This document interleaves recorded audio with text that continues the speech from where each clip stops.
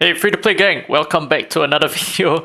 So, yesterday's video was kind of embarrassing. I truly apologize. I didn't consider the fact that with the suggestion I made, Valeria would go absolutely insane and she would take infinite number of turns. For some reason that didn't cross my mind and I apologize about it, but if you do not know what I'm talking about, please do not watch that video. Like seriously, do not click onto my channel and do not search for that video and do not press and watch that video and do not leave a like button on it as well. Okay, anyway, for today's video, this is slightly long overdue, so we're going to talk about R6 Embla and we're going to give her some showcase. I'm not going to show you everywhere that she excels in because there is just frankly too many places, right? We have like the Sentinel Hunt, we have the Celestial Anomaly. These places take way too long. I'm not going to cover her for those content. But for the most part for this video, I just want to show you guys some combinations on how R6 Embla works and why she is as powerful as she is. Now let's first take a look at her main resonances, which is 2 and 6. So starting with the second, I'm going to hide myself over here. The auto detonation of Corrupted Seed also damages targets other than the carrier, which is 150% of the carrier's attack.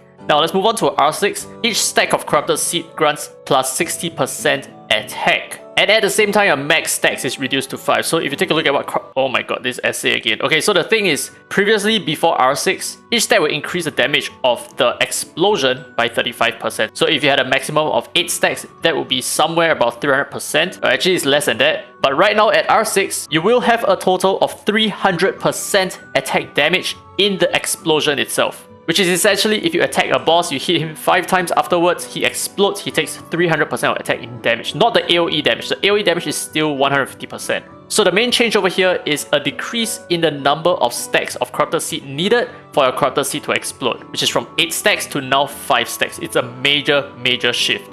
Alright, so for today's showcase, I'm going to show you a couple of different teams that work really well with her right now. So for the most part, I'm using Lumia and Clara here just to push my AP and just to freeze the enemy so that we can take a turn. Essentially, we do not really need a Clara here, but you know what, just to play safe.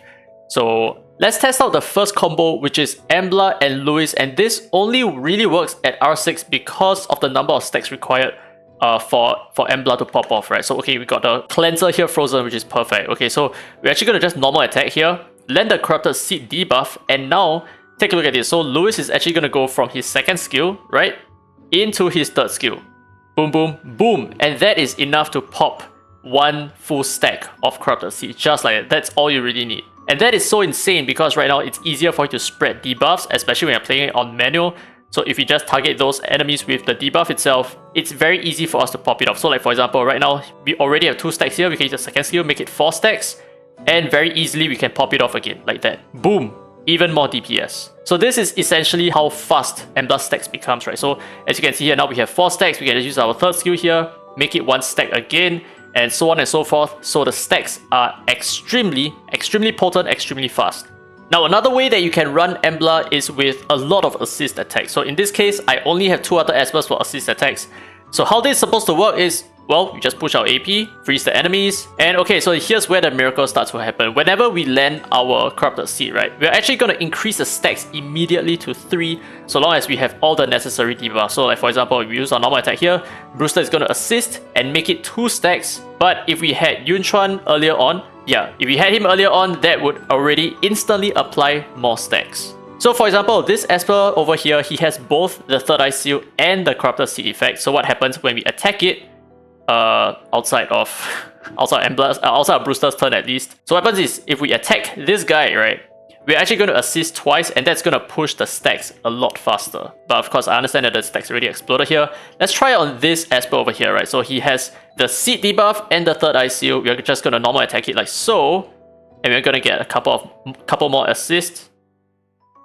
Like that. So that's how you can also push for even more stacks, which is really insane. So the current situation of an R6 Embla is very powerful. It's not quite the same as an R2 Embla because the resources that you need to pop off 8 stacks is extremely high.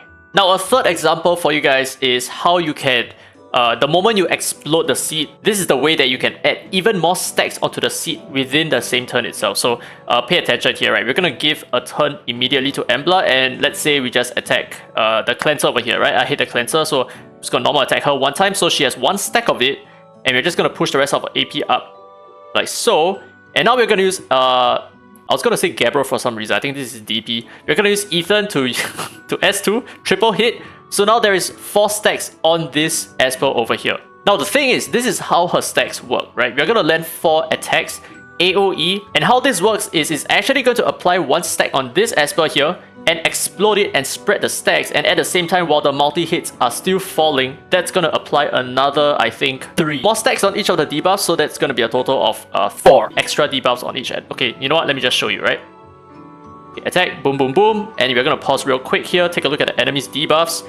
So as you can see, we have 4 Corrupted Seed on this Esper here, we have another 4 Corrupted Seed on this other Esper here, and yeah, that's about it. So we have a total of 2 more 4 Corrupted Seeds on these 2 enemies, which is absolutely insane, right? So the moment we attack again, right? The moment we just need to attack one of them, we just need to poke them one time, boom, things start exploding, am I right?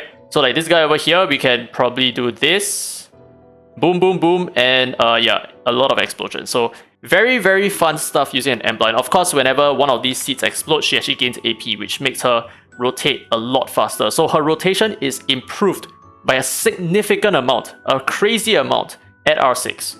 So the thing is, I've done so many showcases on Embla in the past, and like I said at the start of this video, it's just going to be the same in those few content like Sentinel Hunt, Celestial Anomaly, maybe like APEP as well. It's all going to be the same, it's just going to be a variation. So for the most part, let's take a look at Burning Pillar and how good she is right now. I mean, she is actually insane even at, I would say even at R0, but of course R2 is where she shines at the most. So we're just going to push her AP at the start, as always, right? So it's very important that she takes the first turn so that you can start snowballing your debuffs ASAP. So you're going to start off your third skill here, land some defense. Okay, we didn't get defense break, that's fine.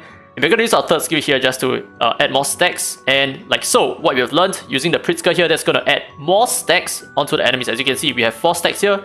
We also have 4 stacks over here. So fantastic. If we use our third skill, hopefully we can double pop. We didn't double pop, but hey, good enough. Now in this situation where we have 4 stacks here, we just need to use our normal attack, boom, and we hit something else and hopefully land even more stacks as well. Yeah, so try to get as close as possible to 4 stacks, and this is just basically it. So this is how insane I hope you guys can see it, right? Like just how insane an R6 Embla is. It's a different level, right? It's like a completely different level. We kill so fast, we don't have our skill cooldowns, and we're just gonna fail just because we don't have our skill cooldowns, lol.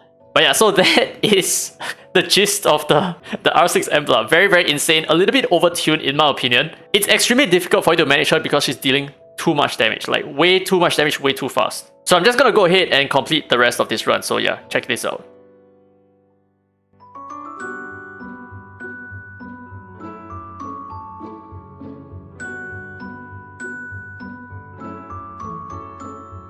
And GG, that's about it. That's literally it. Like oh my goodness, the damage output is just way too freaking insane. Alright, anyway, that's it for today's video. Let me know your thoughts down in the comment section below about how you feel about R6 Embla. Do you think she's really worth the push from R2 all the way to R6 because we need an extra 4 more copies of her in order to reduce her number of stacks required by 3? So that is a major investment, but I do feel like personally it has been very, very well worth it, especially since the banner came out. That was like perfect timing as well. I mean, I didn't really need to get her through the banner because I have been focusing a lot on her via the Cloud Wish Stones, Wish Stickers, so that was actually quite helpful. But of course, we do have the Brewster banner itself in conjunction with the Embla banner. So you guys let me know what are your thoughts. Is it more important for you to get a Brewster right now, or is it more important for you to get an Embla at all resonance levels, R0, R2, R6? I do have my own opinions as well, but if you guys want to know my opinion, feel free to leave it down in the comment section below. And I hope you guys enjoyed today's content. If you did, don't forget to thumbs up, it really helps the channel, and subscribe for more Dislyte content. Now with that, this has been Derek Free to Play, and as always, I will see you in the next video.